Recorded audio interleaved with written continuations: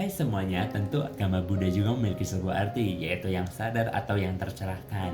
Nah, di Buddha sendiri itu ada seorang biksu. Untuk menjadi seorang biksu, ada tuntutannya loh, yaitu kita harus membacakan Patria Trisarana dan juga mengikuti Pancasila Buddhis. Selanjutnya ada ajaran utama agama Buddha. Ajaran utama agama Buddha adalah janganlah berbuat jahat, perbanyak perbuatan hati, mensucikan hati dan juga pikiran. Lalu dasar-dasar ajarannya ada berpusat pada pembebasan dari penderitaan atau duka, melalui pemahaman 4 kebenaran mulia dan penerapan jalan mulia berunsur 8. Ajaran ini menekankan pada karma atau perbuatan, ketidakadilan atau anika, dan etika moralitas atau sila untuk mencapai pencerahan atau nirwana. Berikut tata cara orang Buddha beribadah. Pertama, melakukan persiapan, lalu sikap tubuh, lalu namaskara, kemudian 3 perlindungan, dilanjutkan dengan membaca parita, melakukan meditasi, membaca parita pelimpahan jasa, terakhir melakukan penutup atau namaskara. Dalam ajaran Buddha, terdapat pantangan atau hal-hal yang tidak boleh dilakukan oleh umat Buddha. Pantangan ini dikenal sebagai Pancasila Buddhis atau 5 sila yang bertujuan untuk melatih pengendalian diri dan membentuk perilaku yang baik. 5 sila tersebut adalah: pertama, bertekad untuk tidak membunuh makhluk hidup; kedua, bertekad untuk tidak mencuri atau mengambil sesuatu yang tidak diberikan; ketiga, bertekad untuk tidak berbuat asusila; keempat, bertekad untuk tidak berkata tidak benar seperti berbohong atau menyakiti orang lain melalui ucapan; kelima, bertekad untuk tidak mengonsumsi makanan atau minuman yang dapat melemahkan kesadaran seperti minuman keras dan zat memabukkan. Hai semuanya, berikut adalah hari raya dari umat Buddha. Yang pertama ada Hari Raya Waisak, memperingati 3 peristiwa penting, yaitu kelahiran, pencerahan, dan wafatnya Buddha Gautama. Yang kedua Hari Raya Asada, memperingati khotbah pertama Buddha kepada 5 murid pertamanya dan terbentuknya Tiratana, yaitu Buddha, Dhamma, dan Sangha. Yang ketiga ada Hari Raya Katina, masa setelah fasa, di mana umat berdana kepada biku atau bikuni. Yang keempat adalah Raya Magha Puja, memperingati berkumpulnya 1250 arahat untuk mendengarkan khotbah Ovada Patimokkha dari Buddha.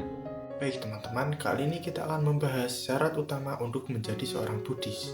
Untuk menjadi seorang Buddhis tidak ditentukan oleh keturunan, melainkan ditentukan oleh keyakinan dan praktik hidup.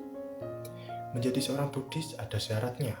Syarat utamanya yaitu kita harus berlindung pada 3 permata. Yang pertama, mengakui Sang Buddha sebagai guru. Yang kedua, mengakui Dharma sebagai ajaran hidup yang benar. Dan yang terakhir, mengakui Sangha sebagai teladan hidup. Menjadi Buddhis kita juga harus menaati Pancasila Buddhis. Di antaranya, berkata dengan jujur, tidak menyakiti makhluk hidup, dan hidup dengan penuh kesadaran.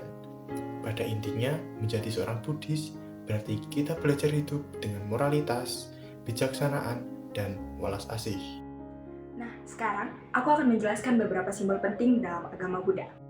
Salah satu simbol utama adalah roda dhamma, yang melambangkan ajaran Buddha sebagai pedoman hidup menuju kebijaksanaan dan kedamaian.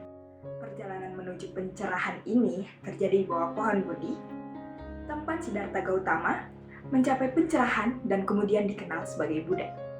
Untuk mengenang ajaran Buddha, dibangun stupa sebagai simbol penghormatan sekaligus pengingat ajaran beliau.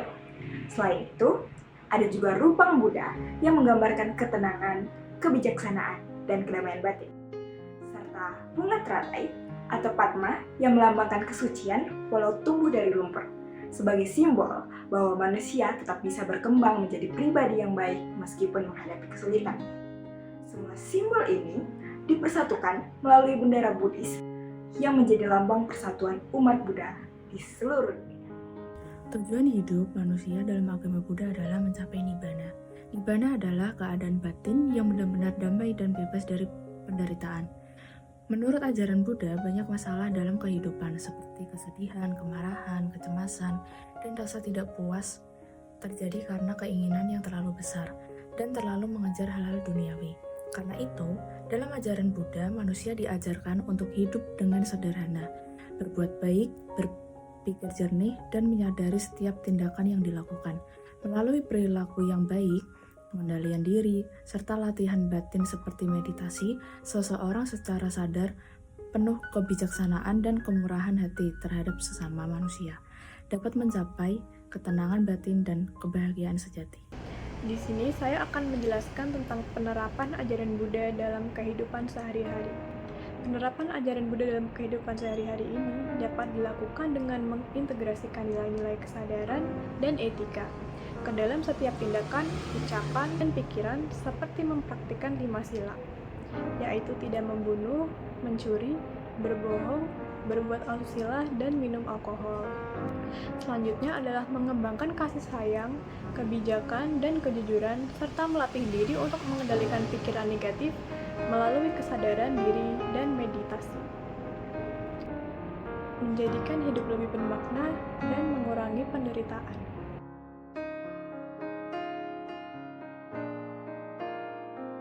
Yang membuat saya tertarik tentang Buddha adalah konsep kehidupannya, di mana Buddha itu sangat mencintai kehidupan, bahkan dari makhluk yang sekecil semut pun mereka tidak boleh untuk membunuhnya. Jika kita lihat dari beberapa narasumber ataupun hal-hal yang ada di TikTok, itu sering membicarakan tentang hal itu, bahwa Buddha sendiri sebenarnya tidak boleh untuk membunuh seekor semut, dan itu membuat saya tertarik dengan agama ini.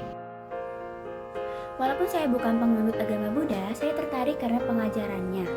Dalam ajarannya mengajarkan hidup sederhana, menghindari kekerasan, dan juga mencari kedamaian batin. Hal dalam agama Buddha yang menarik menurut saya adalah hukum karma atau kama, yang merupakan hukum moral sebab akibat yang menekankan bahwa setiap perbuatan akan membuahkan hasil yang setimpal, baik di kehidupan sekarang maupun di masa depan. Perbuatan baik akan menghasilkan kebahagiaan, sedangkan perbuatan buruk akan menghasilkan penderitaan. Saya tertarik dengan agama Buddha karena ajarannya mengajak untuk memahami diri sendiri. Bukan sekedar percaya, tapi membuktikan melalui pengalaman. Agama Buddha mengajarkan ketenangan batin, pengendalian diri, dan welas asih kepada semua makhluk hidup. Di dalamnya, saya belajar bahwa kebahagiaan tidak datang dari luar, melainkan dari pikiran yang sadar dan bijaksana. Itulah alasan mengapa ajaran Buddha terasa relevan dan menenangkan. Alasan saya tertarik dengan agama Buddha karena agama Buddha menekankan praktik nyata seperti meditasi, pengendalian diri, dan pengembangan batin dalam kehidupan sehari-hari. Agama Buddha juga tidak menuntut seseorang untuk langsung berpindah keyakinan. Banyak orang tertarik karena kebebasan dalam belajar dan memahami. Alasan saya tertarik mempelajari agama Buddha karena banyak ajarannya yang membantu kita memahami diri sendiri dan cara menghadapi masalah, serta banyak nilai kehidupan yang bisa diterapkan dalam keseharian. Saya tertarik dengan agama Buddha karena ajarannya menekankan kedamaian batin, pengendalian diri, dan kebijaksanaan dalam menghadapi kehidupan. Agama Buddha mengajarkan untuk memahami penderitaan dan cara mengatasinya melalui pikiran yang sadar dan perbuatan yang baik, sehingga terasa relevan dan mudah diterapkan dalam kehidupan sehari-hari. Alasan saya tertarik dengan ajaran Buddha adalah karena ajarannya menekankan kedamaian batin, kesadaran diri, dan welas kasih terhadap semua makhluk. Ajaran Buddha juga mengajarkan untuk berpikir sebelum bertindak, bertanggung jawab atas perbuatan sendiri, serta hidup sederhana dan penuh pengendalian diri. Hal ini menurut saya sangat relevan dalam kehidupan sehari-hari dan membantu menjadi pribadi yang lebih tenang dan bijaksana. Nah, hal yang menurut saya menarik tentang agama Buddha adalah pengaruhnya yang besar pada psikologi modern. Banyak teknik psikologi populer saat ini, seperti mindfulness atau kesadaran penuh dan meditasi, berakar langsung pada praktik Buddhis. Para ilmuwan syaraf modern sering mempelajari otak para biksu karena kemampuan mereka dalam mengatur emosi dan menciptakan rasa bahagia secara mandiri melalui meditasi.